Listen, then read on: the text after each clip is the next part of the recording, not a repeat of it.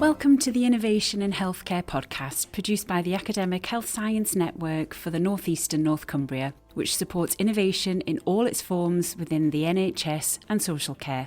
This podcast showcases some of the amazing work that we do to transform healthcare by driving the spread and adoption of innovation both regionally and nationally. The HSN deliver a national programme of work looking at cholesterol and lipid optimisation.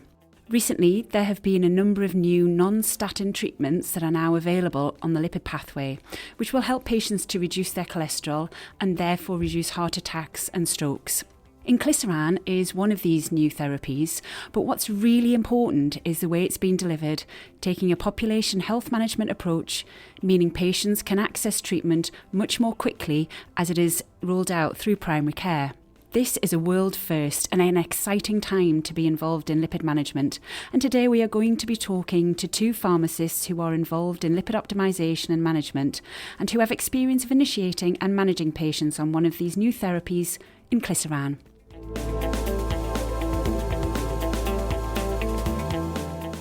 Hi, I'm Nikki from the HSN, and I've been fortunate enough to be joined today by two fantastic colleagues of ours.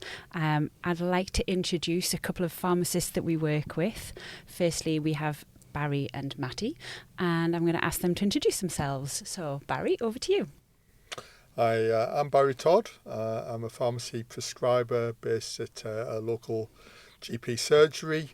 And we've taken a lead in implementing Inclisiran at an early stage. I'm also our PCN pharmacy lead. Great, thank you very much, Barry. And Matty? Hi there, my name is Matthew Hart and I'm a specialist clinical pharmacist based at Newcastle upon Tyne Hospitals. I'm very lucky with the role that I have at this minute in time, that I'm able to work alongside the lipid service at the Newcastle upon Tyne Hospitals and also alongside the vascular surgeons as a surgical pharmacist at the same time. Brilliant. That's great, thank you.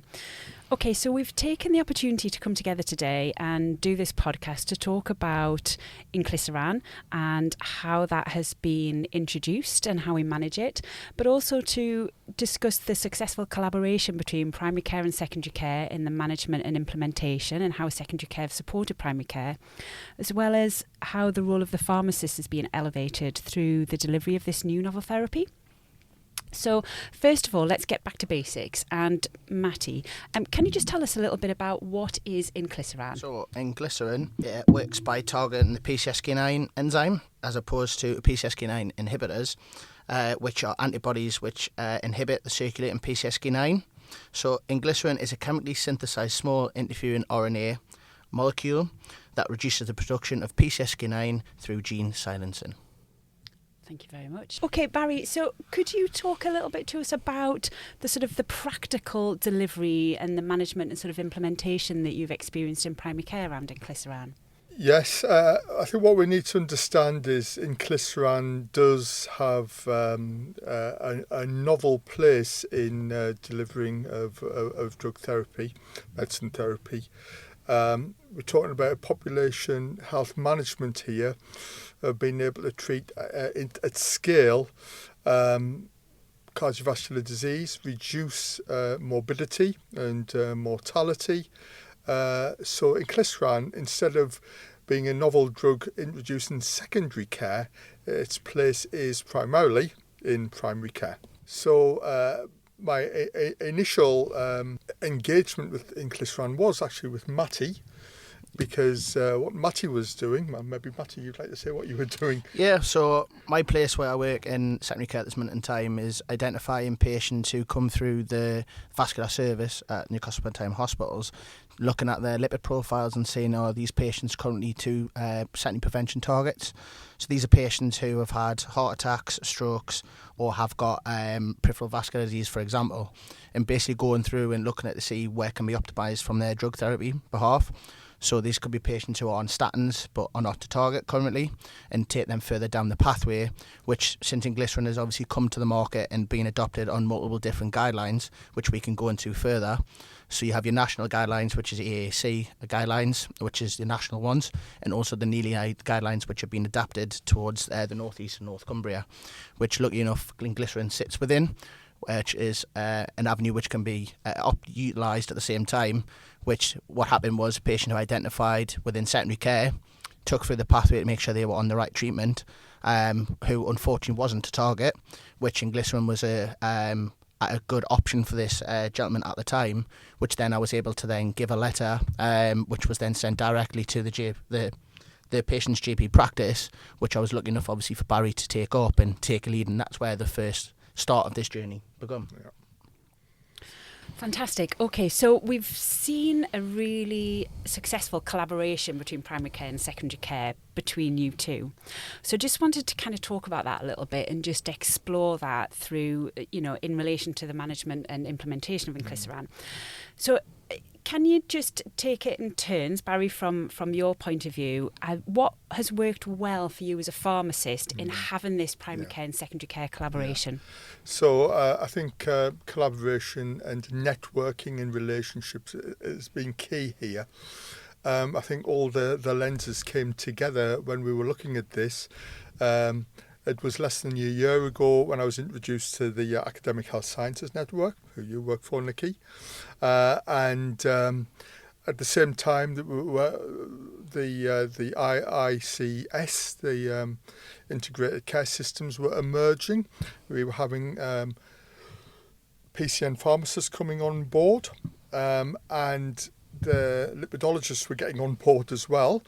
And this was an opportunity to do something at scale across North East and North Cumbria, with local lipidologists' involvement, with secondary care involvement with the likes of Matty and others, but at the same time having that support, being able with confidence to drive this forward.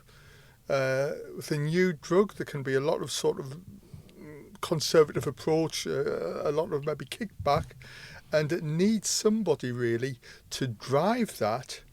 And me being in a particular strategic place within our PCN, I've been able to drive it across the PCN and hopefully form a sort of template for other PCNs to take on board. And like you said, there's been many boundaries which, like you said, has to be overcome, which I'm sure Barry will go into further explanation of with Inclisiran. So for me, obviously, from thinking from my hat being secondary care, it's great that obviously this has been took up and brought to the forefront, really, and like you said, it's been really good from that behalf. So I suppose really from your point of view, Matty, in secondary care, you might write that referral letter out to primary care and Absolutely. suggest that patient is started on any kind of therapy. Yep. But would you normally ever then be in a position to follow up that patient or see what's happened with that patient? That's what it would usually be, but I think in terms of me wanting to have an understanding to make sure that this patient gets this drug, there is ways and means of trying to find out the information, and that is communicating with the GP practice directly. And I think for me, in terms of what I want to see the benefit in the lipid profile, because that's going to give the best benefit for the patient going forward. So if that's not happening, I need to question what can I do, because is there something that I can adapt my practice to help support primary care at the same time? So this is where streamlined collaboration between secondary and primary care is crucial, and I think it was great that I was getting communication straight back and some sort of interest. And even it's someone who's unknown and picking up this referral letter, which I can imagine you just get many referral letters from many different places, I think it's to then feel confident to go, by the way, hold my hands up, this is new, I don't know anything about it, but where can we go next? Where can I get more information from? And it might be as simple as going, I can give you my knowledge, what I know, or is there other routes that I can give access to Barry, for example, sitting in primary care, which might be through the drug company who makes that specific drug, or is it a collaboration group of patients who have got peripheral vascular disease, for example? Could it be the Heart UK website? And these are the kind of things which I could then support implementation, which yourselves were sitting with the HSN would be able to help that process at the same time. So I think for me personally, I think it's been really good, and it's something that should be highlighted and it should be flourished. I think this is something that should be done not necessarily just in one case. This is where you could broadcast across the full North East North Cumbria, but you could push this far and wide. Because at the end of the day, you're both pharmacists, you just sit in different parts of the system, so to have that peer-to-peer dialogue and support and feedback, I guess is important for you both in both your professional roles.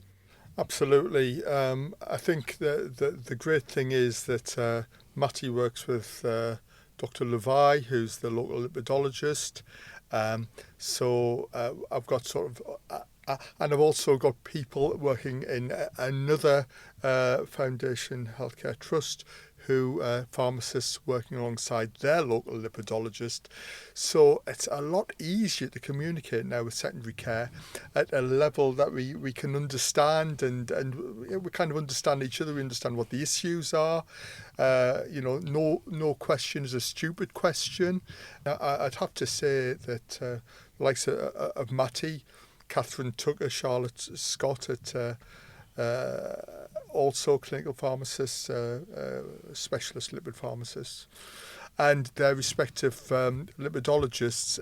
It's just really it's a big learning curve, but the support has been phenomenal, really. And I think it's just so important for somebody like myself to actually gain a confidence in the medicine with that sort of backup. And the other thing is, we're talking about sort of the overall secondary primary care thing, is that our local area prescribing committee, which is composed of in both sectors, they're right behind the medicine.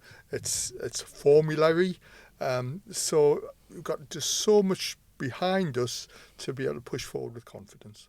Now, at the centre of all of this, we must remember the patient. That's really what all this is about, isn't it? So what from your point of views, each of you, would you see as being the benefit for the patient in this collaborative primary care, secondary care approach that we've taken?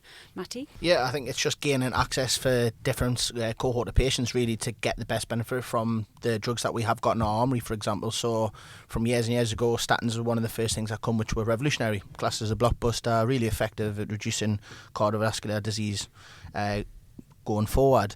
So I think now, obviously for me, even where I sit and obviously reviewing patients that come through the vascular clinics at the Newcastle upon Tyne hospitals, this is where they wouldn't usually have a direct access to someone who has got an expertise knowledge within lipid management, which, lucky enough, I've been able to do that. And then being able to rather refer them to the lipid clinic, I'm able to help intervene, do letters and communicate with primary care at the same time, which, say, for example, the patient that was identified, it was me who I took through a pathway, then was eligible for Inclisiran, which would then further reduce their risk of development of cardiovascular disease. Then that's what then caused a letter to be generated to the primary care, which then Barry was able to then pick up. The patients then had the dose.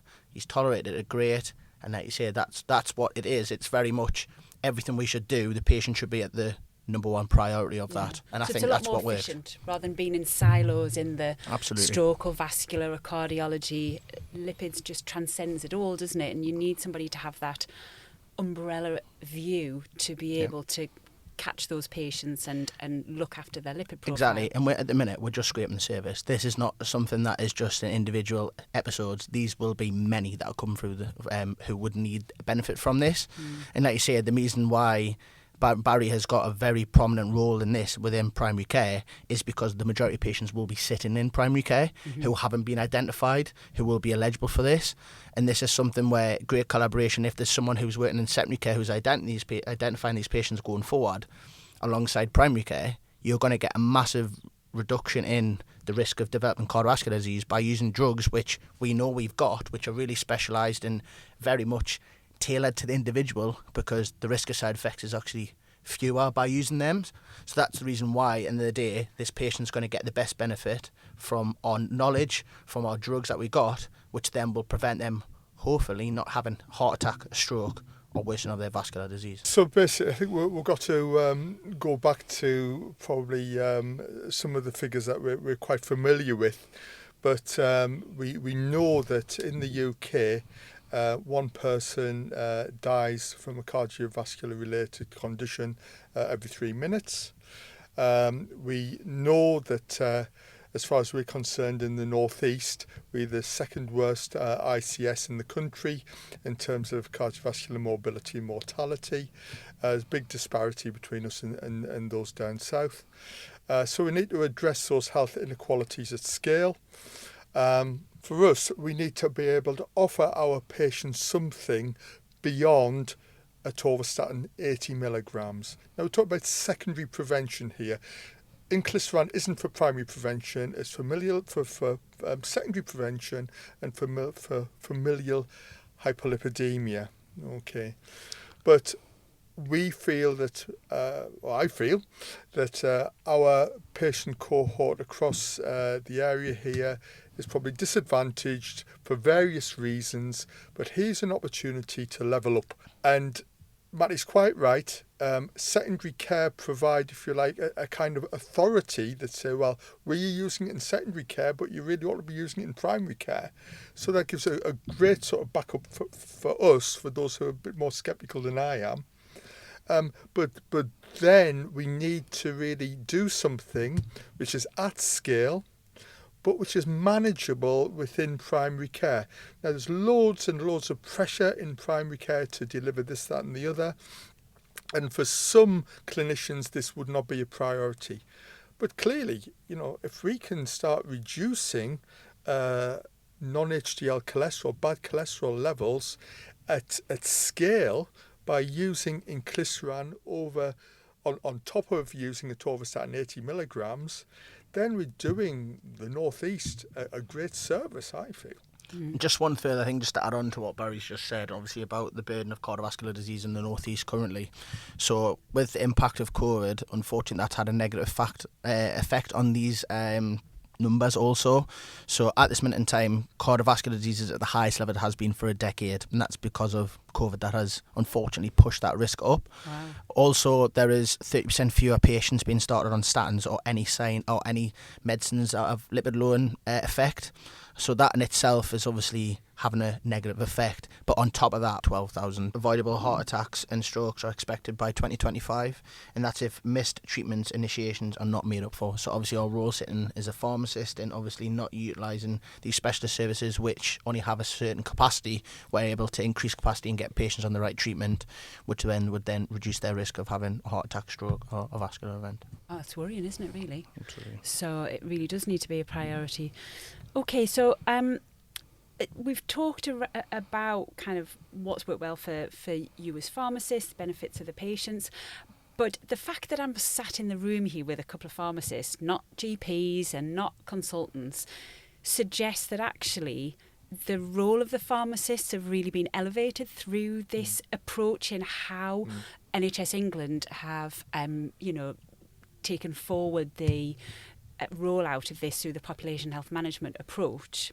How has the introduction of a novel therapy in primary care, Barry, kind of elevated the role of the pharmacist?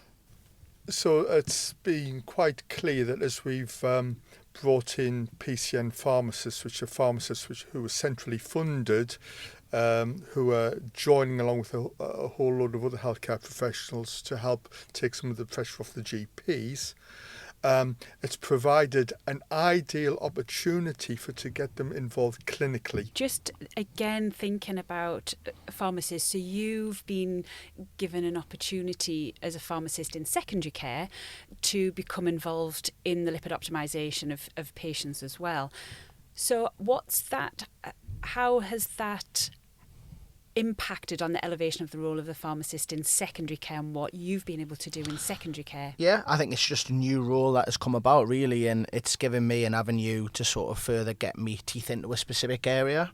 This is an area which it's evolving at an alarming rate. There is many drugs which is coming through clinical trials at this minute in time, which is to reduce the risk of patients having cardiovascular disease. So I think it's a new time where, with my time that's been in, I've been in it now for coming up nearly 2 years.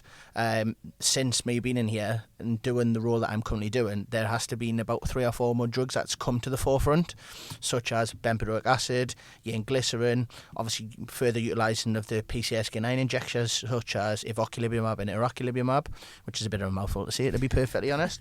But there is other drugs which is slowly coming through, which, if this model is to be utilised far and wide, these patients are going to get a massive reduction in cardiovascular disease, which in the long term is much better for the individual, but also across the full population. And like you say, levelling up and everything, these simple interventions can lead to big change. So that's why we need to get the ball rolling from day one down and get that message broadcasted that this is something where you can have a big intervention going forward. So you two have really been critical in making this happen for the patients across the geography that you have. And we know that there are other people who have the same role as you who can replicate what you've done and have replicated what you've done, but it's great to get that perspective from your side and and hear the passion in your voice and the enthusiasm with which you talk, to maybe get others on board to consider doing something really similar. I just wanted to talk about, so how does this fit with the sort of the wider primary care process, Barry? Because this is part of a bigger picture, isn't it? The benefit that this might, bring to the wider population, and what this might do to health inequalities, how this might change equitable access for patients to more what may previously have been considered specialist drugs. I think what's making a big impact on all is that patients in the past, there's shifts in people's perceptions of taking medicines and things like that. So say, for example, in the past, I think previous generations would rather take a tablet a day to sort of reduce the burden going forward.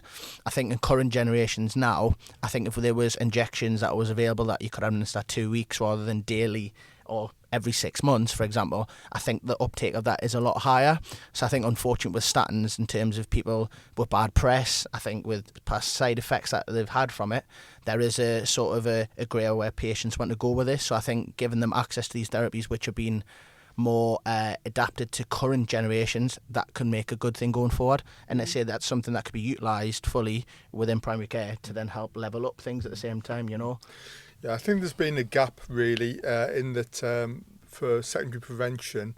You've had atorvastatin 80 milligrams, option to add in ezetimibe, but even then we are finding with a reasonable sized cohort of patients that we're not getting the target. The target we use is basically the JPS3 guideline of a non-HDL cholesterol of 2.5, and you could get somebody falling in between having atorvastatin 80 milligram plus or minus ezetimibe, not getting to target, but not actually meeting the criteria for a PCSK9 inhibitor. So this actually does plug the gap very well. And my sort of perspective on it is that you can do a little bit of forward planning here. Atorvastatin 80 milligrams, how far have you got with that? Will ezetimibe get you to where you want it to be? 20% better than where you want it to be. If that's still falling short, let's just go straight to Inclisiran if a patient's eligible for that. Okay.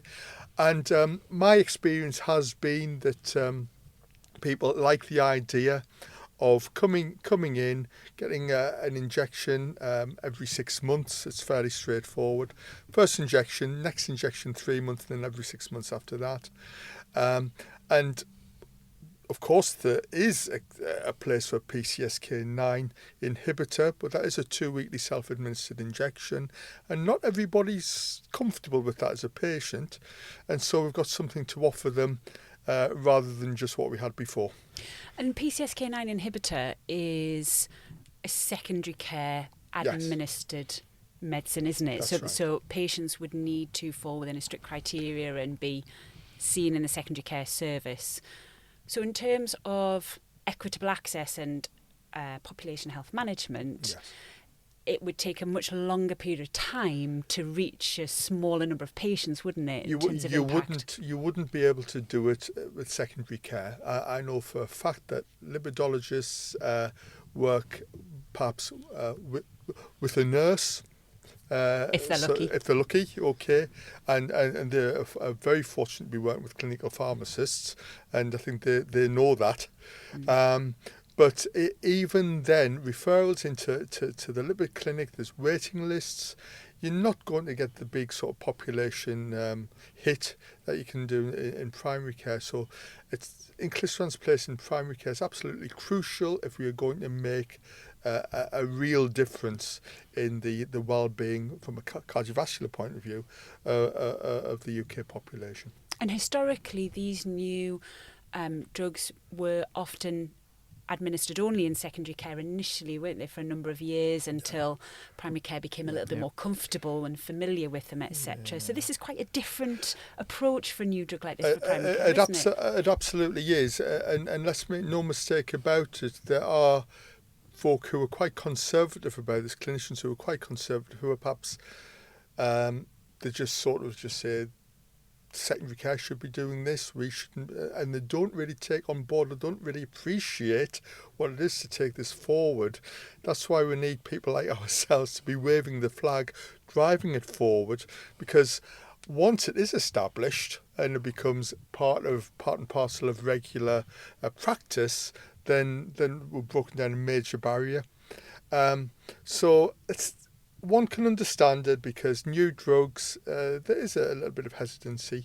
But what we do know about Inclisiran is that it lowers cholesterol significantly, that the side effects are really just around the site of injection, bruising, a little bit of pain, perhaps a little bit of swelling, but there's been no long-term major side effects, systemic side effects reported thus far, and nor is there expected to be. The health inequality agenda is really current at the moment, and there's a lot of focus around health inequalities and, you know, that disparity between access to services and medicines, etc. Do you see this feeding into that, Barry, the health inequalities of our CVD population in the North East? That's really why you've got to do what you can with what you've got. So at the very basic level, there should really be, we are seeing these patients year on year, our nurses are seeing them. You can train your nurse to manage lipids. You can use your PCN pharmacist to manage lipids, but you ought to be seeing, if the patients turn up, the entire vascular population within the course of 12 months. What an opportunity then to be able to do this. One problem is that historically, I think clinicians have kind of looked at a lipid profile and have said, oh, that's good enough. You know, now we're coming to the stage where actually, no, this isn't good enough. Let's have a closer look at this. What can we offer the patient? And I think that's a major step forward as well. Yeah, and for just to further add on to that, I think what there has been, like you keep echoing within the last year and a bit, is these new drugs which has come to the forefront, which are coming more in the public demeanour and at the same time more at the forefront of frontline clinicians, for example. That is within primary care. So these are coming more and more at the forefront, which is giving these patients more access. And sort of obviously where it sits, and obviously we're advising for it to be given in primary care rather than secondary care historically for new drugs, for example. This is increasing the amount of patients that can benefit from this intervention. I know, for example, if Barry found a patient was like, yep, we need referring to the lipid clinic, straight away that patient will bottleneck, and there will be a waiting list of so many months to be reviewed, and then there'll be a time lag from recommending something the patient actually receiving the first dose. And I think it's sort of streamlining that process. So say, for example, I say identifying patients who wouldn't routinely be picked up, communicating directly and efficiently to get it, so then the patient gets the first dose at the earliest opportunity. You've got to think there is no time better than now, rather than leaving it 6 months, 12 months further down. Absolutely. Where this patient's got further cardiovascular disease brewing, or it's getting worse as day by day, and you've got to think exactly. And I think with these drugs are really effective, where you can monitor the effectiveness within 3 months, 6 months, rather than waiting a lot longer the time period, and you can have that one-to-one discussion with the patient at the same time. And I think you can see what you're doing. You've got to think these patients who have got a cardiovascular high disease risk, really, they will go there day to day and probably not know anything about it until they sit them down and talk them through it. By say, for example, I could have high cholesterol here, but I've never been checked. I've never had any symptoms or any side effects.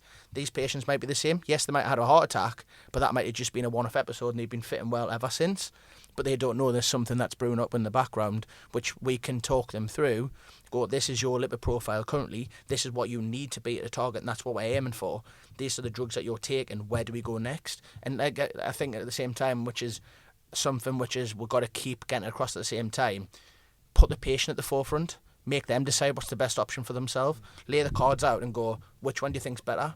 You might be as simple as going, right, okay, you're on a atorvastatin 80, where do we go next? You've got ezetimibe, which is a tablet which might be more better to you. End of the day, it's all good and well us directing and thinking things. End of the day, if that patient's not going to take it, what are we doing? We're not going to gain anything. So I think it's them putting the pros and cons of everything to them and let them, like a patient-centred decision, isn't it? You know, going shared forward. decision And making. Yeah, exactly. Putting the patient at the centre. Absolutely. But my experience has been that having explained everything to the patient, in fact, that's a new drug and so on. I've had very little negative feedback from the patient. They've all been, virtually all, been very happy to go along with this. And feedback from the patient as they've come through a second time for the second injection, there's been no problems whatsoever. They've all been very happy with it. So, and just picking up what you said there, Matty, about that bottleneck and that time lag. Yeah. We did a calculation in one of the trust footprints in the northeast. It wasn't Newcastle; it was another area, and based on the number of lipid service clinic appointments that were available and the eligible population in that area, it would actually take 25 years to get all of the patients through secondary care to be initiated on that. But that's where I think the role of a pharmacist helping out within it, you're increasing the capacity. And I think that's sitting in secondary care, because you've got to think, majority of these patients will be sitting in primary care, but there will be a high proportion of patients who are seen within a set speciality a lot of times because of their risk of further disease is high. If you can identify these and highlight it to the attention of the primary care to support it, you're just going to gain so much benefits from doing it. You're cutting this lag and waiting for someone else to do it. If you can sit in that right area and you know you're going to catch people, you know what I mean, who are eligible to then be taken further for further treatment, we're going to gain so much benefits going forward. And especially the northeast, where we've already identified in terms of the second highest risk area in the UK for having cardiovascular disease or mortality from cardiovascular disease. We could take this, grasp it by our hands and go with it, you know. And I think this is something that it can roll and roll and roll. You got to think throw a snowball down a mountain. It's only going to gather pace at an alarming rate, and I think this is something that it is gathering pace at all times. And the other thing to consider is not everywhere has a commissioned lipid service. So for those patients, you know, really primary care is the only place that they can access lipid-lowering therapies to that point in the pathway before you get to the specialist drugs. But those drugs that are green on formularies, you know, primary care is their only place that they can go if there is no lipid service, you know, in some trusts and some areas. So we've got to, I suppose, consider that equitable access. And if we focus the attention being on secondary care delivery, then that isn't really providing equitable access for our patients, really. I just wanted to have finally a quick discussion really around how health inequalities can be reduced by using that population health management system. You know, and thinking about what the impact might be and how that time frame might be shortened. You know, around being able to do that. You know, the number of patients you can see through primary care, I guess, is quicker when we multiply it up, isn't it? It's greater when we multiply it up than it is the number of patients you can see in secondary care. And I think for primary care, part of their annual reviews, lipid profiles are within there, especially for these people who will be on the cardiovascular disease monitoring system, which has been put in place within primary care. There will be searching mechanisms to identify patients who are on their max tolerated statins where further intervention is needed. And I think this is what Barry will give further explanation to, is that these can be identified quite quickly through not extensive searches, ideally, to then bring them to the forefront to get them on these new drugs. Yeah, so I think, first of all, as we've already said, that you should be able to, if you wanted to set yourself a bit of a target, if you reviewed all your vascular bloods coming through and the lipid profiles coming through, you should be able to do a massive amount of the impact in the first year should be quite considerable. I mean, I can't sort of say any figures about that, but it's quite clear to me that if you're optimising everyone who comes through, then it's going to have a massive impact on your cardiovascular morbidities and mortalities. So we've got the privilege actually of having not just clinical pharmacists on board, but clinical pharmacy technicians who have actually been able to do some searches for us. And so we have been able to identify all of those who have had a non-HDL cholesterol of above, say, 3 for the sake of argument. And we've been able to focus our attention on, if you like, the low-hanging fruit. So you've tiered it. You've taken your worst and most high risk first. Exactly right. Yeah. Working from the worst down to the less worse, the better. And so if you like, done some front loading work and done a bit of acceleration there. So 2 bites of the cherry, if you like. You've got the annual review, okay, but you've also got this opportunity of this front-loading work, or we have at least, to be able to do some early identification. So quite a proactive approach then, Barry. It's a proactive approach. I appreciate not everybody can do that, but we feel it's so important to be able to drive this forward. That's the approach that we've taken, and I think it certainly is reaping its benefits. But with clinical technicians, they are a massive asset in themselves. Pharmacy across technicians. pharmacy, yeah, exactly. Worth the weight in gold. They are absolutely really good, and I think if you can get someone to do the triaging aspect of it, in terms of us, you get a much slicker process of interventions. And in the day, it's getting this patient to have what they need to get to the desired outcome. Like we keep saying, if these patients are setting prevention patients, you aim for a target of their non-HDL cholesterol less than 2.5 millimoles per litre. You've got to think, the quickest you get a treatment into this patient, the best benefit that they're going to get, which is then going to reduce their risk. And you've got to think their life is going to be unfortunately cut short because of their cardiovascular disease that they've got. If you can do something to try and reverse the effects or try and reduce the risk of having an event, that's great. That's, you know what I mean, that's putting everyone to the forefront, and that's what we should be doing throughout. Fantastic. So lastly, Barry, have you got any golden nuggets or top tips or things that, you know, primary care might find really valuable? Anything that you would like to share that? Yeah, I think it does take people to drive this forward, and so one of the objects of the podcast is really to inspire anyone who's listening out there to take this and to drive forward. So for myself, I have delayed retirement for 2 years because I think this is so important. So people who with a passion, like Matty and myself, and I know there's others out there as well, it's not just us two. There's others out there in the northeast and beyond who could do that. I think if GPs actually see that the work has been pushed onto them, but actually he's a valuable piece of work which they can entrust their pharmacy colleagues with, they're quite happy to do that. And I think just gives itself to that thing about independent prescribing. So, pharmacists in primary care generally tend to be independent prescribers. So it's just a golden opportunity really for the profession. But also for collaboration, as we've seen within primary care as well as with secondary care, and a good opportunity for education as well. So the idea is, I hope that we leave a legacy. Okay, so people are more lipid-minded, if you like, and that practice nurses would be able to take this on board, or whoever else you've got out there, to be able to drive this forward. And I just find the whole thing so exciting. Really, it's a great development for us in primary care. In terms of, from my top tips from obviously secondary care, in terms of what I'm identifying patients in the triage, is if someone isn't on a atorvastatin 80, question it. Is it because this patient was put on it because of primary prevention purposes, and they haven't been put onto the relevant dose for a secondary prevention?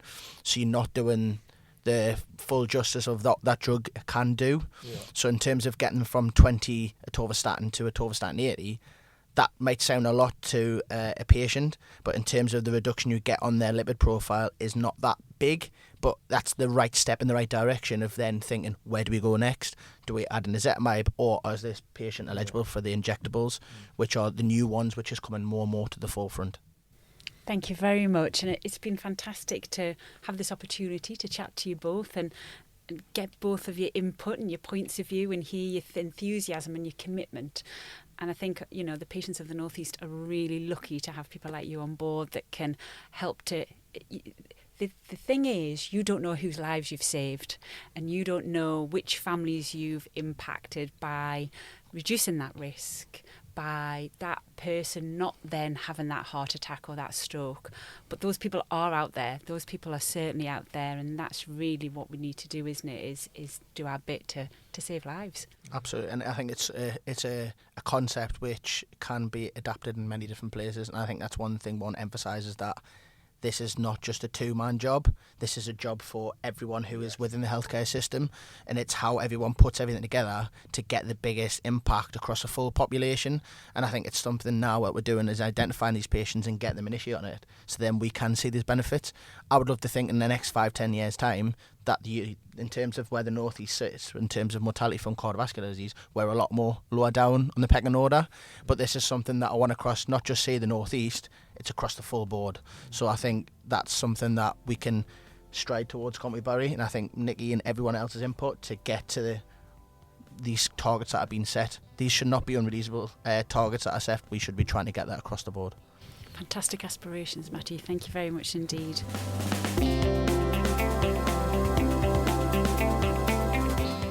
Thank you for listening to the Innovation in Healthcare podcast, produced by the Academic Health Science Network for the North East and North Cumbria. If you'd like to find out more about Inclisiran and our cardiovascular disease prevention programmes, please visit the Improving Population Health section on our website at ahsn-nenc.org.uk. We will, of course, provide all the relevant links in this episode's show notes. Thank you again for listening.